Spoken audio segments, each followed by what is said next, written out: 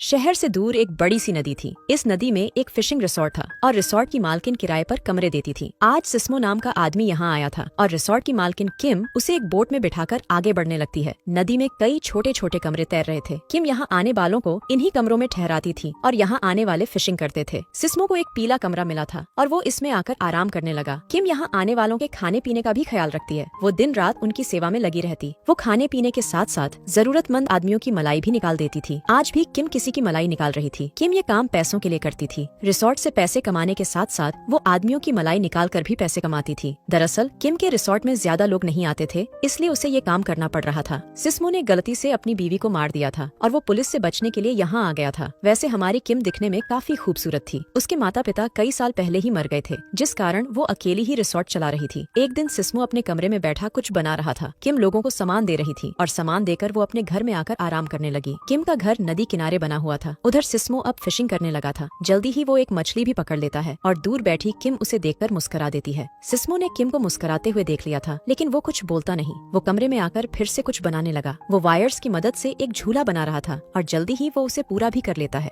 थोड़ी देर बाद किम पीले कमरे के बाहर आकर पिंजरे के पंछी को दाना खिलाने लगी। ये पंछी सिस्मो का था। दाना खिलाकर वो जब जाने लगी तो सिस्मो उसे रोककर एक तोहफा देता है। सिस्मो ने किम को तोहफे में एक झूला दिया था। किम को पहली बार किसी ने तोहफा दिया था, इसलिए आज वो काफी खुश थी। धीरे धीरे दिन बीतने लगे और किम को सिस्मो से प्यार हो गया। उसे जब भी मौका मिलता तो वो सिस्मो को जरूर छेड़ती। वैसे आपको बता दें कि किम जन्म से ही बोल नहीं सकती थी। वो चाहकर भी सिस्मो से बात नहीं कर सकती थी। एक दिन दो लड़कियां किनारे पर नजर आती हैं। ये दोनों भी पैसों के लिए अपना जिस्म बेचती थीं। देखते ही देखते दोनों किम की बोट में बैठ गईं और किम बोट चलाने लगी। जब भी किसी आदमी को नई लड़की की जरूरत पड़ती तो किम इन्हीं दोनों लड़कियों को बुला लेती थी। लड़कियों को छोड़कर किम फिर से काम पर लग गई। जल्दी ही वो सिस्मो के पास जाती है ताकि उसे खाने पीने की चीजें दे सके। सिस्मो उसे बताता है कि जंगल पानी वाला बोर्ड खराब है। उसकी बात सुनकर वो कमरे में आती है। कमरे में रहने वाले लोग एक बोर्ड को खोलकर उसमें हल्के होते थे। बोर्ड के नीचे ही नदी थी और उसी में सब कुछ जाता था। सिस्मो के बोर्ड को ठीक कर किम वहाँ से चली जाती है। थोड़ी ही देर बाद बारिश शुरू हो गई। सिस्मो अपने कमरे में था और किम अपने घर के बाहर बैठी थी। वो इस वक्त सिस्मो को भी देख रही थी और दारू भी पी रही थी। इसी बीच मीरा नाम की लड़की किनारे पर आती है। मीरा उन्हीं दो लड़कियों में से एक थी जो यहाँ आकर पैसों के लिए आदमियों के डंडे की सवारी करती थी। आज उसे पैसों की जरूरत थी, इसलिए वो बिना बुलाए ही यहाँ आ गई थी। जल्दी ही वो सिस्मो के कमरे में पहुँच गई।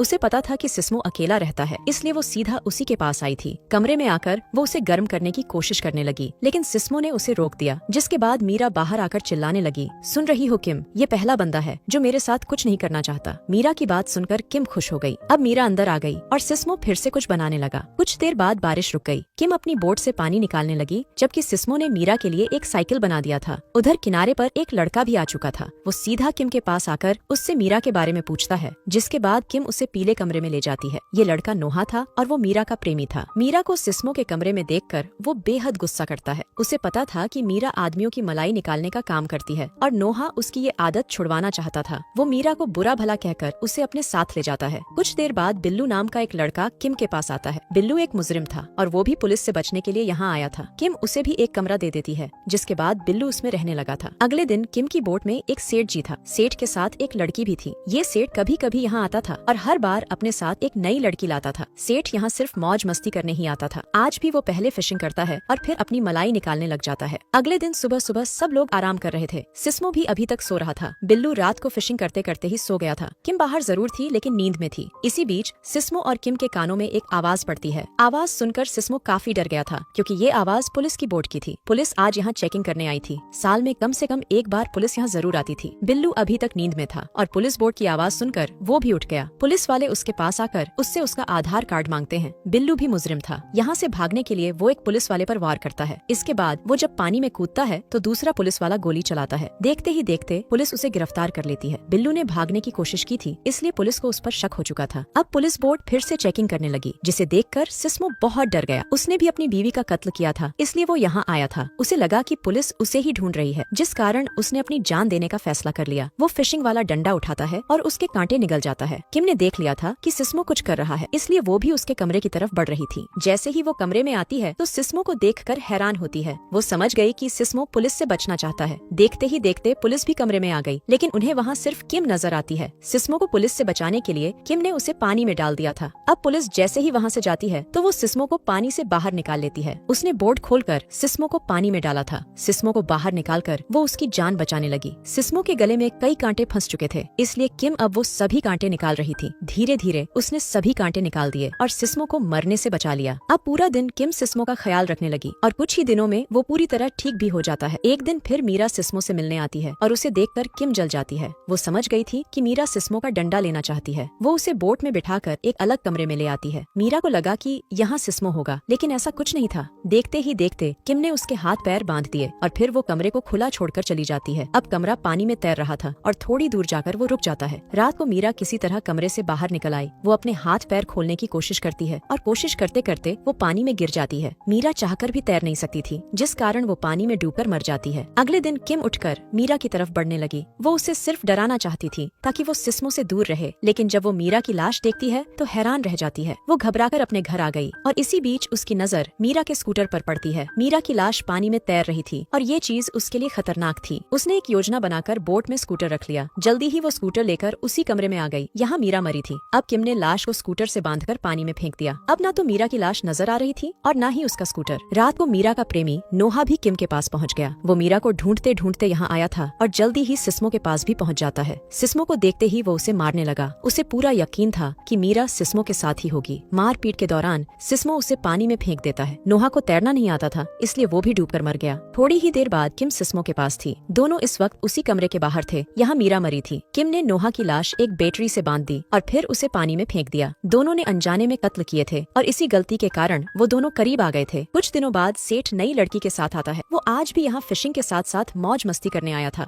फिशिंग करते करते उसकी महंगी घड़ी पानी में गिर गई, जिसे निकालने के लिए सेठ कुछ गोताखोरों को फोन करता है। थोड़ी देर बाद गोताखोरों के हाथ मीरा का स्कूटर लग गया। किम की नजर जैसे ही उस पर पड़ी तो वो समझ गई कि अब जल्दी ही पुलिस भी यहाँ आ जाएगी। वो जल्दी जल्दी अपनी बोट से मोटर निकालकर पीले कमरे को लगाती है और सिस्मो के साथ भाग जाती है। थोड़ी दूर जाने पर उसने सिस्मो को पानी में फेंक दिया। अब सिस्मो उसे ढूंढने लगा और जल्दी ही उसे किम की लाश नजर आती है। दरअसल सिस्मो को बचाने के लिए किम ने अपनी जान दे दी थी। किम समझ गई थी कि मीरा की लाश देखकर पुलिस उसे ही पकड़ेगी। उसे ये भी पता था कि सिस्मो उसे बचाने के लिए अपने ऊपर इल्जाम लेगा, इसीलिए उसने खुद के लिए मौत चुनी और अपने प्रेमी सिस्मो को जीवन दान दिया। इसी के साथ इस कहानी का यही अंत हो जाता है। हमारी वीडियो देखने के लिए बहुत बहुत धन्यवाद। अगर आप ऐसी ही वीडियोस के दीवाने हैं तो प्लीज मेरे चैनल को जरूर सब्सक्राइब करें। मिलते हैं अगली वीडियो में, तब तक के लिए नमस्कार।